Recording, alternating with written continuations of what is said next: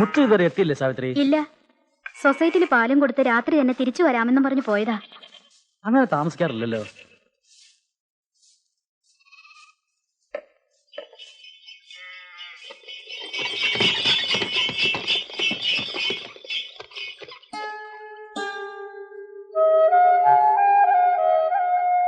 ആശുപത്രി കിടന്നിരുന്ന ഗോമതിയുടെ കുട്ടിയാ. ഗോമതി ഇന്നലെ മരിച്ചു. അറിയാൻ താമസിച്ചത്. വൈകിയപ്പോഴേ തോന്നി എന്തോ പ്രശ്നമുണ്ടെന്ന്. ഏതായാലും കുട്ടിയെ ഇങ്ങോട്ട് കൊണ്ടുവന്നത് നന്നായി. അവിടെ ആരാ ഇന്ന് നോക്കാൻ? മോള് വാ. പാർവതി, ബുദ്ധിമുട്ടും പരാധീനതയൊക്കെ ഉണ്ടെങ്കിലും ആരോരുമില്ലാത്ത കുട്ടികൾ വന്നു ചേരുമ്പോ നിഷേധിക്കാൻ മനസ്സ് വരുന്നില്ല.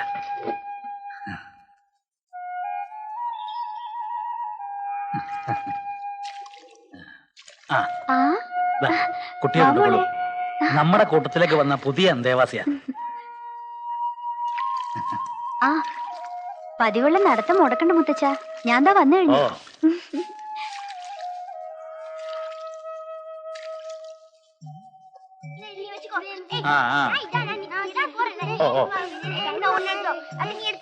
എന്താ എല്ലാരും കൃത്യമായിട്ട് സ്കൂളിൽ പോകണ്ടോ? എന്നാ കളിച്ചോ. അവരെ പറഞ്ഞിട്ട് എന്താ കാര്യം? വണക്കം. ഇരിക്കാനൊരു നല്ല ബെഞ്ച് കൂടിയില്ല. മുക്കിന് ചാരായ ഷാപ്പിനൊരു പഞ്ഞുമില്ല. എന്താ ഗോപാൽസ്വാമി, ഇപ്പോഴും ഭാര്യ തല്ലുന്നുണ്ടോ? ഇപ്പൊ ഇല്ലേ? ഏയ്, എന്നാ ചിന്നമു, സുഖല്ലേ? സുഖം തന്നെ. இன்னைக்கு ஐயா 10 நிமிஷம் லேட்டு. വയസ്സായി വരികയല്ലേ, സ്പീഡൊക്കെ ഇത്തിരി കുറയും. என்னம்மா சௌக்கியமா? சாப்பிடு சாப்பிடு.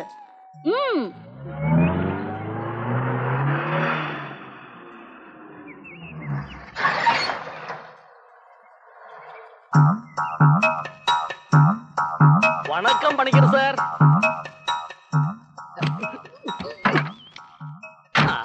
இந்த எம்எல்ஏ நடராஜனை ஒன்னும் ஞாபகப்படுத்த வேண்டாம். ஹாஸ்பிட்டல் ஹைஸ்கூலும் தானே. எഡ്യൂക്കേഷൻ மினிஸ்டர் கிட்ட புரியலையா? மலையாளத்துல சொல்லி தொலைக்கிறேன். வித்யாபியாச மந்திரி கிட்ட சொன்னேன், ഫയൽ വരട്ടും പാക്കലാം എന്ന് சொல்றார். 2 വർഷമായി ഫയൽ വരാൻ തുടങ്ങിയിട്ട്. 2 வருஷம் தானே. கேட்டா இமீடியட்டா கொடுப்பறதுக்கு இது என்ன பார் லைசன்ஸா? ஸ்கூல் தானே. கவலைப்படாதீங்க. உங்க கேரளா மந்திரி சபையில நான் ஒரு மந்திரியாக போறேன். இந்த மீனாட்சிபுரம் நியோஜக மண்டலத்தினுடைய ஃபேஸே சேஞ்ச் ஆயிடு மாறிடுவேன். நான் சொன்னது பிடிக்கலையா? எഡ്യൂക്കേഷன்னா எங்க பாஷையில கல்வி. ஒரு எഡ്യൂക്കേഷൻ மினிஸ்டருக்கு எழுதவும் படிக்கவும் தெரியணும்னு. எக்ஸைஸ் மந்திரி குடிகாரனா இருக்கணுமா? ஆഭ്യന്തര மந்திரி கொலைகாரனா இருக்கணுமா? இனி வித்யாபியாச மந்திரிக்கு ஏதாவது வித்யா தெரியணும்னா இந்த நடராஜனுக்கு தெரியாத வித்யா? என்னடா சோமாரி பசங்களை கூறுது? நான் என்ன துணியிலாம நிக்கிறடா? இங்க ஓடுங்கடா திருட்டு பசங்க. வரட்டுமா? ഡൈസ് ഒപ്പ് വണ്ടി സ്റ്റാർട്ട് ഇയാള് പറയുന്ന കാര്യം എന്തേലും നടക്കും മുത്തച്ഛ? നടക്കും. നാട്ടുകാരുടെ കാര്യമല്ല, ആ രാജമാണിക്യ നാടാരുടെ കാര്യം. ഇത് ഞാൻ കേട്ട് കേട്ട് മടുത്തു. ഇവിടെ ക്രിസ്തു കുടിശ്ശികമെന്നല്ല കാര്യം, വരുമാനമാണ് പ്രശ്നം. വണക്കം സാർ. അല്ല, പിന്നെ MLA സാറിന്റെ വരവെന്താ? നാടാരുടെ പുതിയ ദൗത്യം വല്ലതും ഉണ്ടോ? புதுசா ஒண்ணும் இல்ல, பழையதுதான். இந்த வாட்டி கண்டிப்பா அந்த டிஸ்ட்ரிக்ட் லைசன்ஸ் கிடைக்கலன்னா நான் மீனாட்சிபுரத்துக்கு திரும்பி போக மாட்டேன். இங்கேயே கிடக்க போறேன். இங்க வேண்டாம், தான் போய் செக்ரட்டரி நடை போய் கிடக்கு. பார்த்தேன், அங்க இனி இடம் கிடையாது. House full. പെർമനന്റാ ഷെഡ് പോട്ട് നിറയെ പേര് കിടക്കുறாங்க. ഞാൻ എക്സൈസ് മന്ത്രി ആയിരിക്കുന്നിടത്തോളം കാലം നാടാർക്കെന്നല്ല ആർക്കും പുതിയ ലൈസൻസ് കൊടുക്കേല. லைசன்ஸ் கொடுக்க மாட்டாயா? என்ன அந்த மாதிரி பேசுறீங்க? போன எலெக்ஷன்ல சிஎம் தலைவர் நாடாருக்கு ப்ராமிஸ் கொடுத்தாச்சு. ഇലക്ഷനിലെ മെജോറിറ്റി கிடைச்சா ഡിസ്റ്റിലറി ലൈസൻസ് കൊടുക്കറേന്ന്. കിടച്ചാച്ചേ, നാടാരുടെ പേര് പറഞ്ഞ് താൻ എന്നെ പേടിപ്പിക്കണ്ട.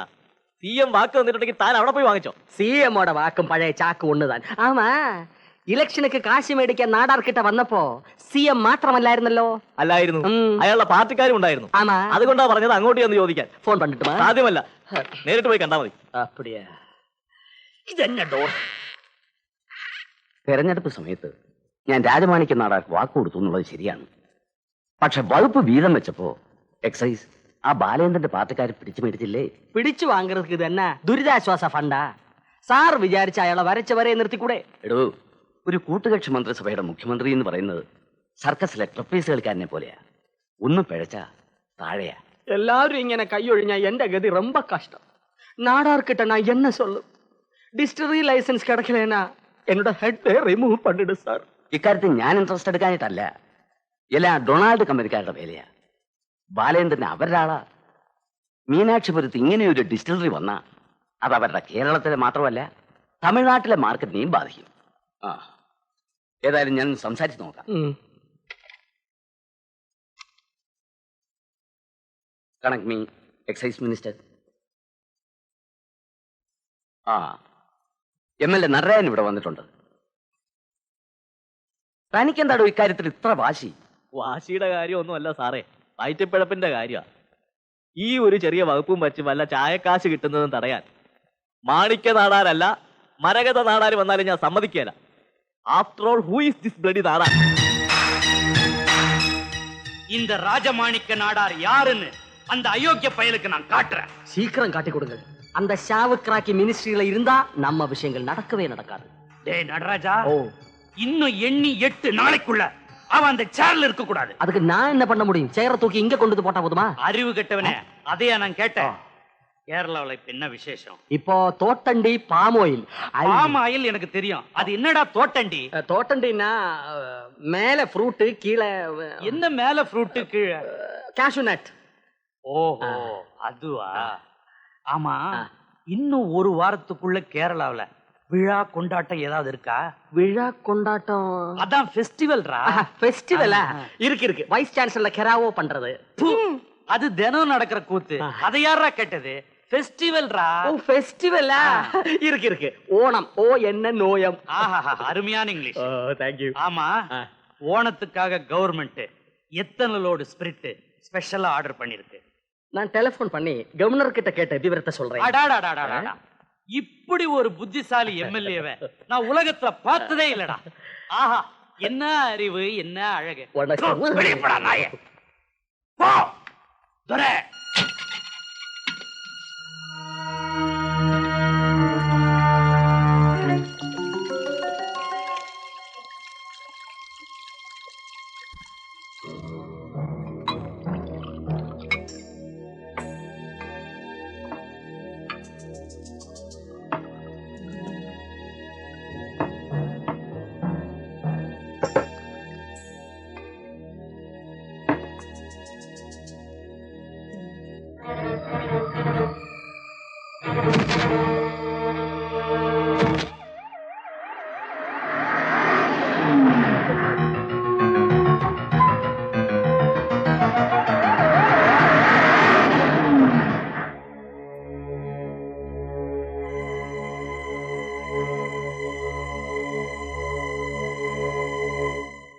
ഗവൺമെന്റിന്റെ ഭാഗത്തു നിന്നുള്ള സഹായം കുറവാണെന്ന് തോന്നുന്നുണ്ടോ? തീർച്ചയായും.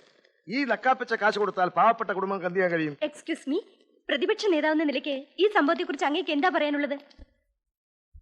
ഈ കൊലയാൾ സർക്കാരിന്റെ തനിനിറം ജനമധ്യത്തിൽ ഞാൻ പൊക്കിപ്പിടിക്കും. ഒന്നും രണ്ടുമല്ല, 350 പേരുടെ ജീവനാണ് ഈ മദ്യദുരന്തം മൂലം അപഹരിക്കപ്പെട്ടിട്ടുള്ളത്. 1500 പേരുടെയെങ്കിലും കണ്ണിന്റെ കാഴ്ച നഷ്ടപ്പെട്ടിട്ടുണ്ട്. അങ്ങ് മുഖ്യമന്ത്രി ആയിരുന്നപ്പോഴല്ലേ 1982 നിലമേൽ മദ്യദുരന്തം ഉണ്ടായത്? അത് അന്ന് 80 പേർ മാത്രമല്ലേ മരിച്ചുള്ളൂ. 300 പേരുടെ കണ്ണേ പോയുള്ളൂ. അന്ന് കണ്ണിന്റെ കാഴ്ച നഷ്ടപ്പെട്ടവർക്ക് കുത്തി നടക്കാൻ ഞങ്ങൾ വഴികൾ സൗജന്യമായി വിതരണം ചെയ്യുകയും ചെയ്തു. എന്താ ഇനി പ്രതിപക്ഷത്തിന്റെ നിലപാട്? രാജിയിൽ കുറഞ്ഞൊരു വിട്ടുവീഴ്ചയ്ക്ക് ഞങ്ങൾ തയ്യാറാവില്ല. മന്ത്രിസഭ രാജിവെച്ചുകൊണ്ട് പ്രശ്നം തീരുവോ? തൽക്കാലത്തേക്ക് തീരും, ഇല്ലെങ്കിൽ തീർക്കും. പോട്ടെ, എനിക്ക് വൈക്കത്ത് ഒരു ഓണാഘോഷ പരിപാടി പങ്കെടുക്കാറുണ്ട്. ഓക്കെ. ജനരോഷം അടക്കാൻ എക്സൈസ് മന്ത്രി രാജിവെച്ചേ തീരും. പ്രതിപക്ഷത്തിന് അടിക്കാൻ കിട്ടിയ വടിയാ. അവര് മുതലെടുക്കുന്നതിന് മുൻപ് ഈ സർക്കാരിന്റെ നിലനിൽപ്പിനെ പറ്റി ആലോചിക്കണം. ഇതൊന്നും പുതിയ കാര്യങ്ങളല്ലല്ലോ. ഇത്തരം ചെറിയ പ്രശ്നങ്ങൾക്കൊക്കെ രാജിവെക്കാൻ തുടങ്ങിയാൽ നിങ്ങൾ ഇതിനു മുമ്പ് എത്ര പ്രാവശ്യം രാജിവെക്കണമായിരുന്നു എന്ന് പറഞ്ഞ് ഒഴിഞ്ഞു മാറാൻ നോക്കണ്ട. 100 കണക്കിന് ആൾക്കാരുടെ ജീവനാ ഉറുതി കൊടുത്തത്. സർക്കാർ സപ്ലൈ ചെയ്ത സ്പിരിറ്റിൽ മീതയിൽ ആൽക്കഹോൾ ഉണ്ടായിരുന്നു എന്ന് തെളിഞ്ഞ സ്ഥിതിക്ക് അതിന്റെ ധാർമ്മിക ഉത്തരവാദിത്വത്തിൽ നിന്നും എക്സൈസ് മന്ത്രിക്ക് ഒഴിഞ്ഞു മാറാൻ പറ്റില്ല. ഇത് താനുണ്ടാക്കുന്ന ആദ്യത്തെ പ്രശ്നമൊന്നും അല്ലല്ലോ. കൂടുതൽ നാറാതെ സ്വയം രാജിവെച്ച് ഒഴിയുന്നതാണ് നല്ലത്.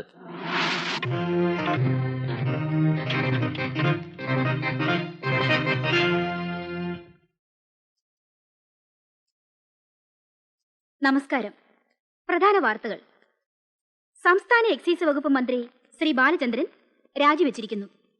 ഇന്ന് വൈകിട്ട് അദ്ദേഹം മുഖ്യമന്ത്രിക്ക് രാജി സമർപ്പിച്ചു. സംസ്ഥാനത്തുണ്ടായ വിഷമദ്യ ദുരന്തത്തിന്റെ ധാർമ്മിക ഉത്തരവാദിത്തം ഏറ്റെടുത്തുകൊണ്ടാണ് മന്ത്രി രാജിവെച്ചത്. டேய் அதை ஆஃப் பண்றா.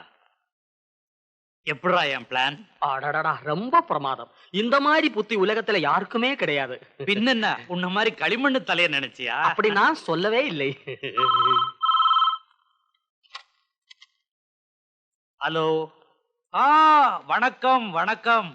அப்படியா? Welcome welcome. தேங்க்யூ. டேய் சிஎம் போன்ரா. உங்க போன் இல்லையா? சிஎம் போன் அடிச்சிருக்காரா, நாளைக்கு இங்க வரேன்னு. உங்க வீட்டுக்கு வராரா? பின்ன நான் உன் வீட்டுக்கா? என் வீட்டுக்கு வராரா நாளைக்கு? தலைவரே, பந்து இப்ப உங்க கோர்ட்ல தான். கோல் போஸ்ட்ல கோல் இல்லை. நீங்க கரெக்டா எய்ம் பண்ணி காலை தூக்கி ஒரு அடி அடிச்சீங்கன்னா கோல் ஷுவர். சபாஷ். உனக்கும் மூளை இருக்குதா? போதும். போதுமா?